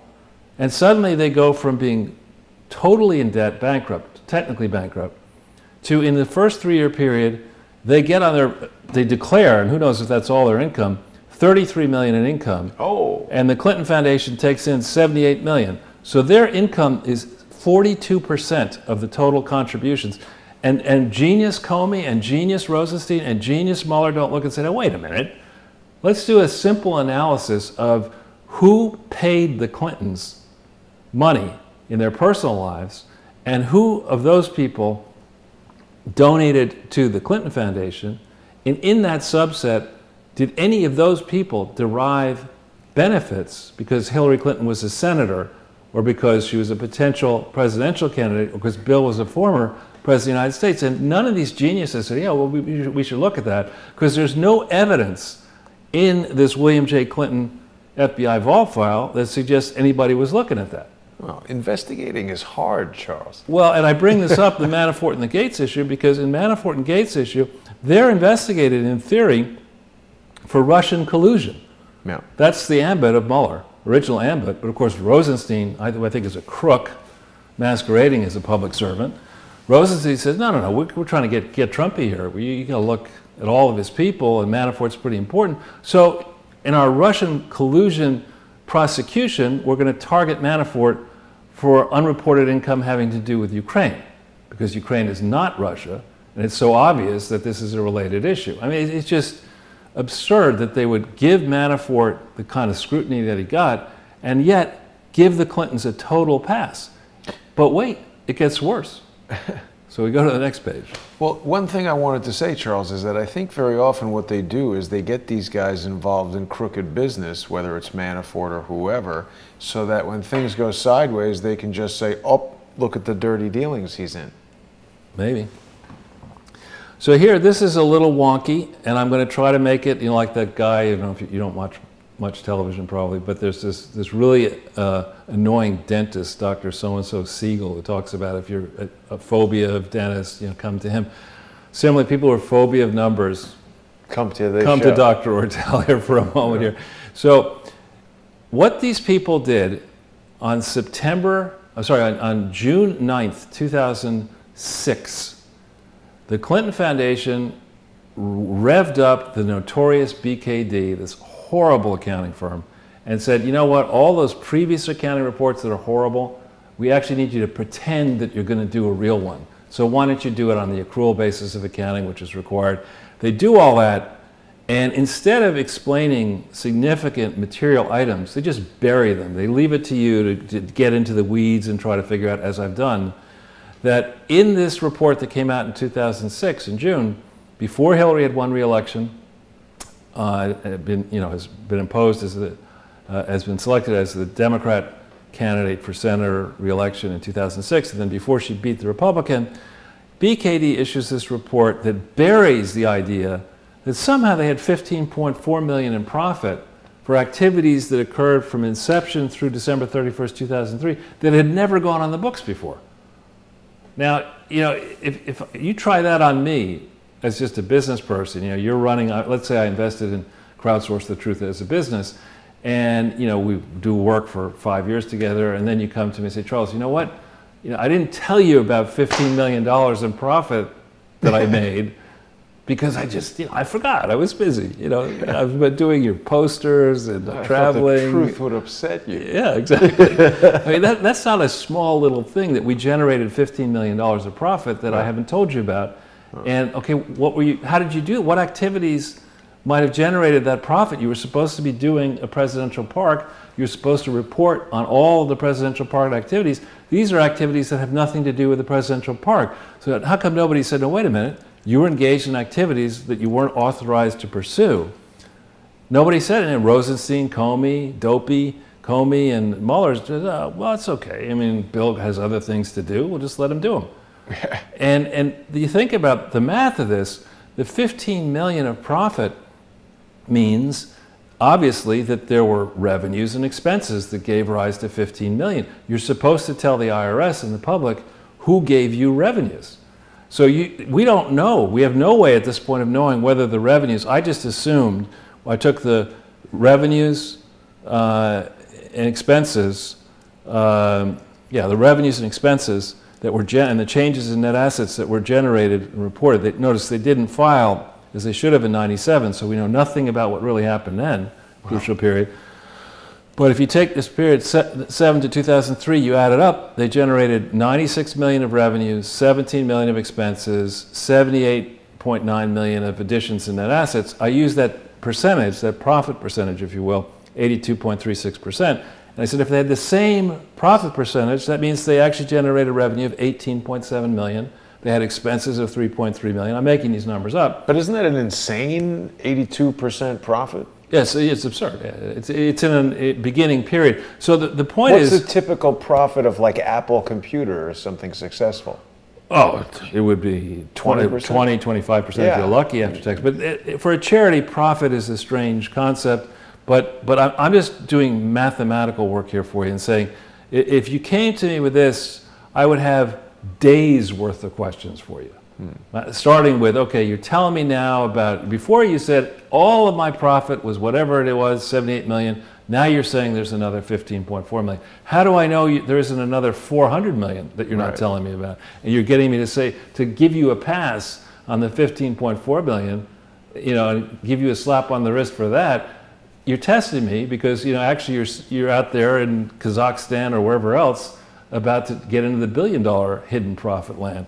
Yeah. So this is significant. Accountants will tell you that one test of whether something's a problem, or so-called material, is whether the amount is more than a certain percentage. They won't, the IRS and other people don't hang their hat on a percentage. You're supposed to use, it was 3 to 5 to 10%. This is 19%, clearly material. Clearly there should have been a footnote.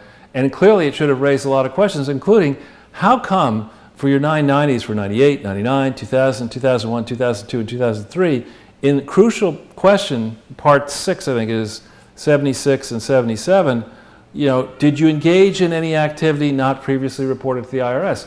You're telling me now you did in 2006, but you're not correcting the forms for prior years. Were any changes made? How did you engage in these international activities?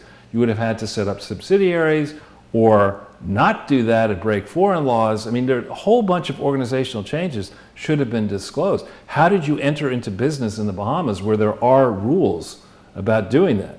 And all these other countries where you operate, in Ukraine, et cetera, et cetera. So, you look at this, 2006, the BKD audit, it doesn't stink to high heaven. It stinks to holy hell when you just start with this. And I'm going to show you worse stuff in a second. Well, I think the first question, Charles, is can the tiger actually do math? I don't think so. I think he was selected because he's math challenged. So you can get him seats to the game, I think, is what it is.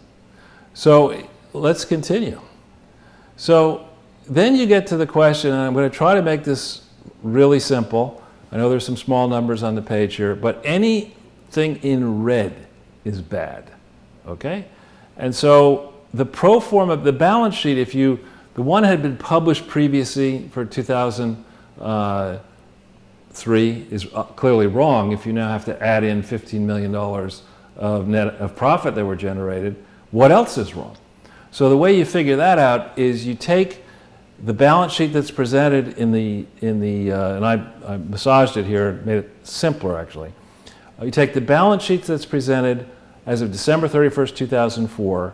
You reverse out the changes in cash flow that are reported on that BKD document. None of this stuff is me inventing numbers. It's taking their numbers.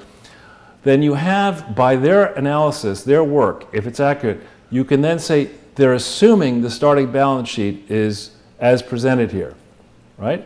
And I'm here to tell you that there are 3 massive intentional errors here. There's a massive fraud in this balance sheet. We're going to show you how it came to light. And in my experience, there's sort of accidental mistakes. You've got somebody who's, and I have this problem actually, I have to look at numbers several times to make sure I haven't reversed digits in the way. You have to check everything, and the beauty of two-entry system of accounting, speaking as an accounting or finance nerd, is everything has to balance. When it doesn't balance, even if it's off by $1, could be a serious problem if there's a mistake of $1. Right. So you go through this. This is what they're now saying the balance sheet looks like. So this number is wrong, this number is wrong, and this number is wrong. And we're going to show you why. If you go to the next page. Oh, we're tearing through these pages, Charles. Well, we're an hour and 44 minutes into it. There's no limit. This is Charles Ortel Unlimited. All right. Yeah. Well, so I'm here to say that the gross properties that are on the books here for $111,194,588, or 112 counting the land, are overstated by $40 million. Okay? That's not a small problem, right? And the reason I can say it with confidence is that you can do what you want moving papers around on June 9th, 2006, but you can't time phone hack your way out of the problem that on December 31st, 2003, the Clinton Foundation was an idea. It was a construction project. In my experience with construction projects, you know, the closer you get to completion, the more chaos there can be. I mean, you could have a mess on your hands. This thing wasn't actually finished, I don't think, until July of 2004. They're at the rough time frame. But in the winter, on New Year's Eve, December 31st, 2003, you've got, you know, buildings that are being finished, you've got electrical problems, you got this and you got that. And you're supposed to, under the accounting rules, you're supposed to call what you had construction in progress. You don't call it a building until it has a certificate of occupancy, until it's been inspected, until people have really looked at it. And certainly by December 31st, 2003, that was not the case. There was therefore no grounds retroactively to go back and say, you know, actually, where before we told you it was 70.6 million in the previous quote audit issued 5 March 2004 as of December 31st, 2003, now we're going to say, you know what, we were off by $40 million. It's close. There's no way. And this is the kind of stuff I can tell you through decades of experience with this, that when you're putting audits together, particularly for a year-end period, there's enormous tension between the auditor and whoever is paying for the audit, you know, in this case, the board of the Clinton Foundation. So the auditor is saying, okay, this is BKD, by the way, who's redoing this work. You know, I said to the public before, in 990s for 2003, there are 2 versions of them, but 990s for 2003, one in May, one in August or October. I said before that we had 70.6 million of construction in progress, and now I was wrong. It's actually 39.8 million. This is a lot worse than, you know, you telling me that you had 15.3 million of profit that I didn't know about. I mean, now you're telling me there's almost 40 million I missed for something that is easily checked. Okay, you go back, who would you ask about this? You would go to the contractor and you'd say, all right, I want to check this. I'm BKD. Who's the contractor? It's CDI, a joint venture with Dillard's Stores. And okay, Mr. Contractor, show me the bills that the Clinton Foundation, that you had sent to the Clinton Foundation for work through December 31st, 2003. I want to be able to justify now that, you know, the Clinton Foundation is saying they spent 110 million on this construction. There's a problem with showing you the bills, Charles. Yeah, that problem became very significant when, a month or so to the day before that Hillary Clinton announced that she was going to be presidential candidate again in 2015. But that's the problem, is that they killed him, right? Or somehow he died. One hell of a coincidence, you know? One hell of a coincidence. So you look at this and you say, all right, this thing all in is off by 40,358,566. Okay? There's no way you can justify this. And there's every way, and remember this fake audit is March 4th, had the serious FBI people who knocked down Manafort's front door, had they been on this case in 2004 and afterwards, they would have seen this. Had they been rejiggered the case in 2016, remember supposedly the FBI, according to the Horowitz report, opened multiple investigations in January of 2016 after Glasgow's remains were found. You would think these suspicious people with everything around the Clintons would wait a minute. Writing up the value of real estate is one of the classic ways in which fraud works, right? You get a crooked contractor to give you a bill that says that, you know, this thing that should have cost 50 million cost 100 million. You take that bill to the bank. Yeah. You take the bill to the bank and you know, the banker to the future president of the United States, and you say, look, you know, the project that we thought was going to cost 50 million, it's actually cost 100 million. Can you give us another loan? And the crooked bank says, oh, for you, Madam President? Sure, here's 50 million, no problem. This screams. This is now the second screaming evidence of fraud. We go to the next page. We say, all right, here are 2 references, here 2 990s, which say, and we could pick, let's just pick this first one here and go to page 30. And here's the problem with charity fraud, that you know, when you're a big charity, you file your paperwork. And let's go to page 30.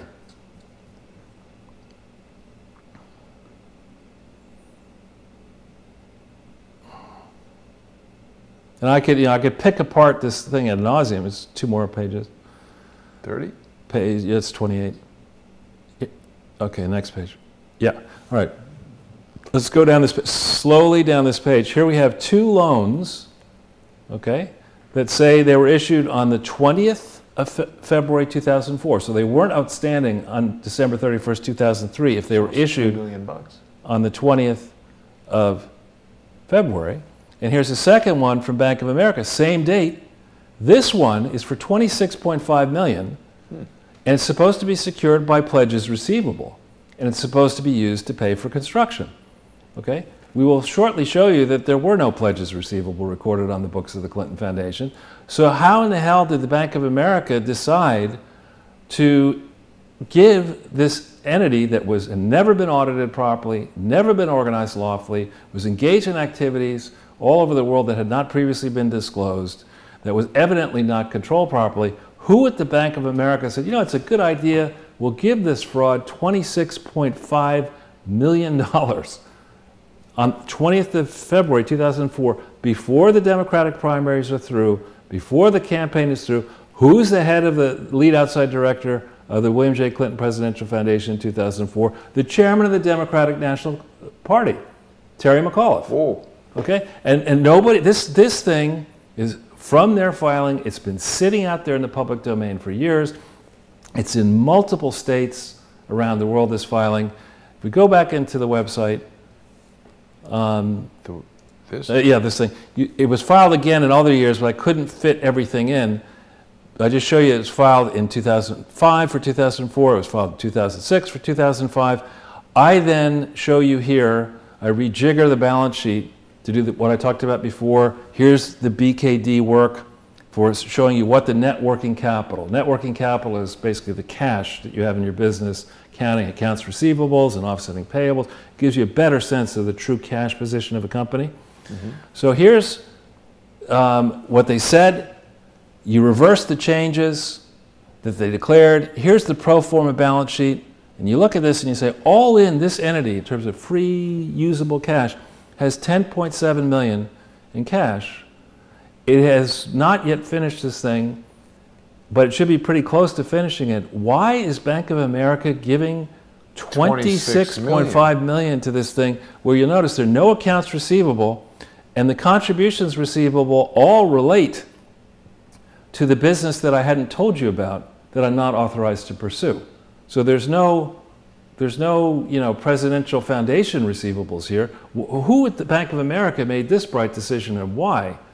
Okay, so we go to the next page. The mistake on gross properties adds up to $40 million, too high. They say the long-term debt in the BKD work done in 2006 that I used to create pro forma 2003, they say that $28 million was outstanding in debt on December 31st, 2003, when it wasn't.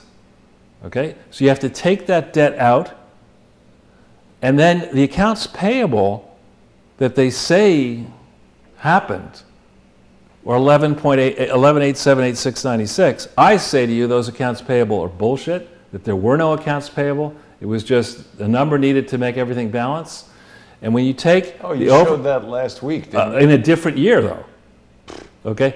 The same number in a different year. Yeah, I remember the number. Right. But here, this same number figures in an exercise where we overvalue construction in progress, we say a loan is outstanding when it isn't, and we say payables are outstanding when they're not, and magically, all of these numbers zero out.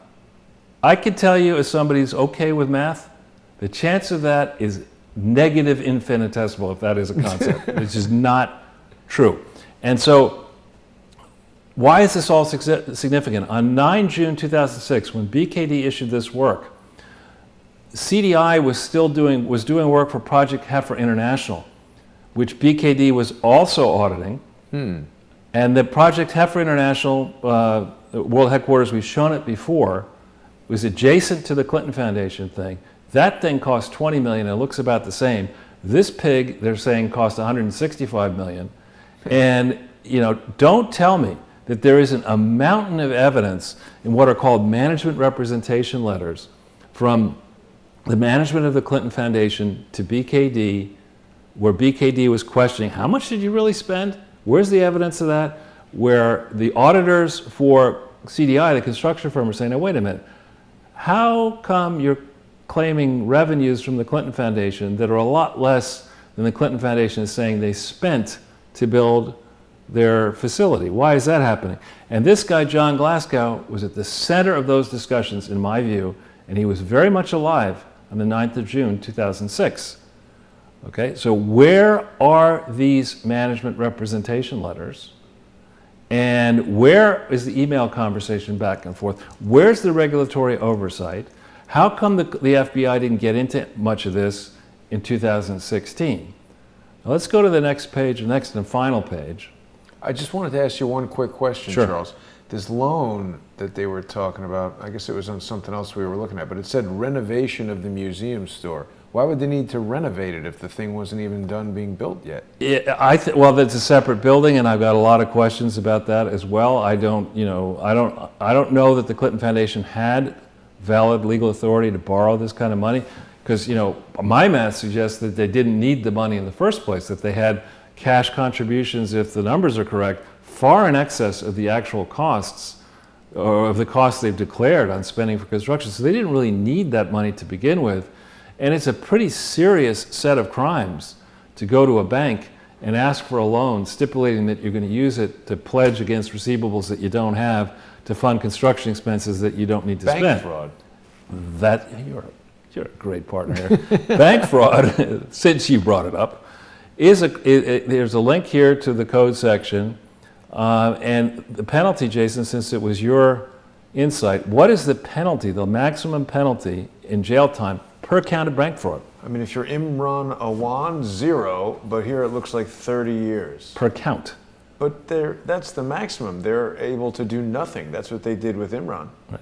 Well, so here, beyond the other problems that I've talked about, I'm here to say that more than $64 million was stolen out of the books of the Clinton Foundation in respect of 2004. We've been in the past over this idea that they said in the 990 for the Clinton Foundation that the money they gave to NARA, to the National Archives, was a cash expense, when we know that it wasn't. That's $36 million, where you say, I spent $36 million in cash, but you didn't. You're just lowering the amount of cash that should be in the bank account by $36 million, so you can hive it out. You steal it out of the bank.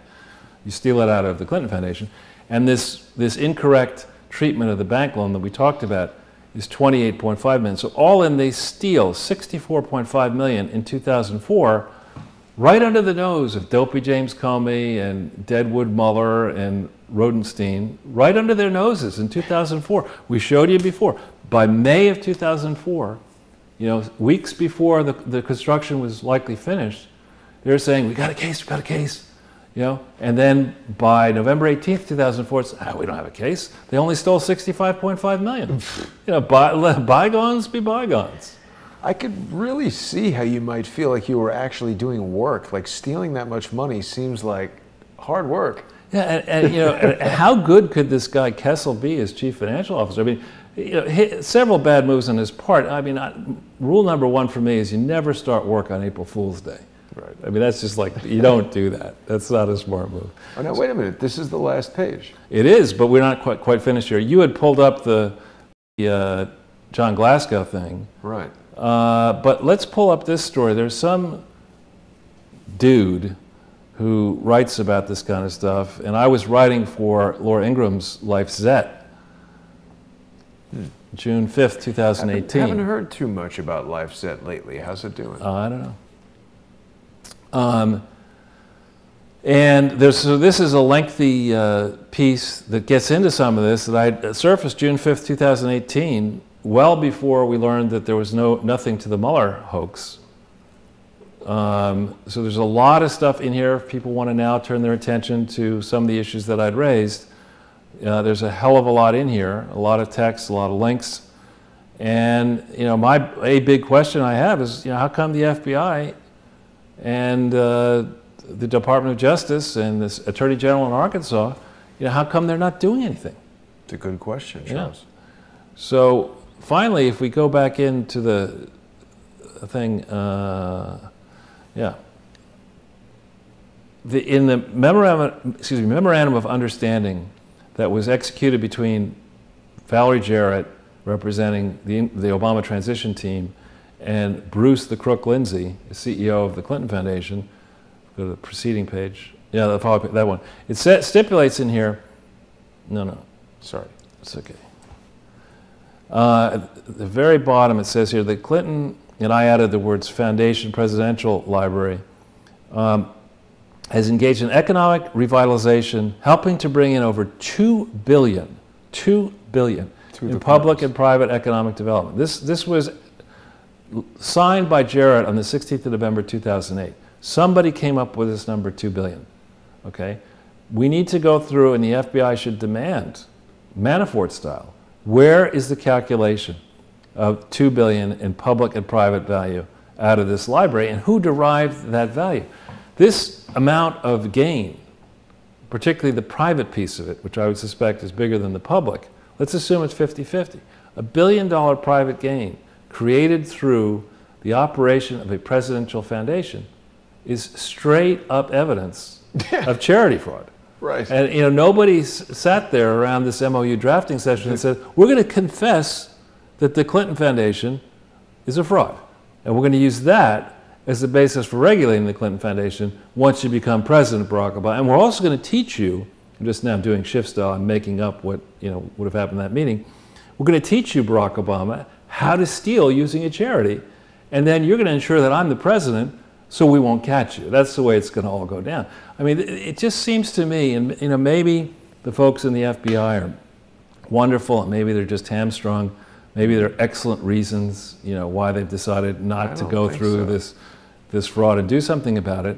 But this is, as you pointed out in the opening, this is our 180th 2-hour episode on this. There are a lot of facts and figures in here. You can check all this stuff for yourselves. I'm pretty certain you'll see that I'm right.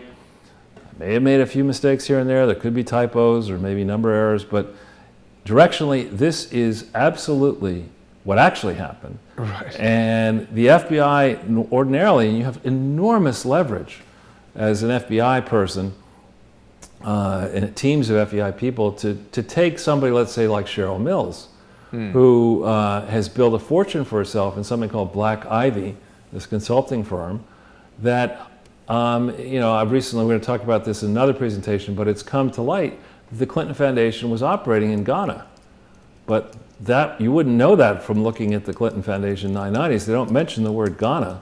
And one of the reasons they probably don't mention it is that Cheryl Mills was busy helping herself to a big business operating in Ghana, doing the same thing in Haiti. I mean, if you're really to sweat these people, and I'm not picking on Cheryl Mills either because she's black or a woman. Pick on Doug Band, who was neither, a woman or black. Pick on Terry McAuliffe. Pick on a lot of these grifters around the Clintons, including the Clintons, who started with nothing and today are still operating above the law, still engaged in dodgy project after dodgy project around the world. And what horrible example they are setting, unless Donald Trump and others, and really it should be bipartisan, unlike the impeachment effort, which they're just trying to ram that through with Democrats. There should be Democrats who look at this and say, you know what, this Clinton level, Mills, McAuliffe level, this is way too much. We're going to have corruption in politics, but this is so far out there, we have got to cut the legs out from underneath these people and make examples of them. Yeah, I've never gone for that, oh, well, there's corruption in politics, so let's let it be there. I think that sort of begins to let this all in. I take issue with Cheryl Mills. She was one of the people clearing documents out of Vince Foster's office before the federal investigators were allowed in. And I would mention, Charles, that we have a comment from Patrick Gordon via Super Chat on Crowdsource the Truth too. Patrick tells us that he doesn't think the Justice Department is doing anything.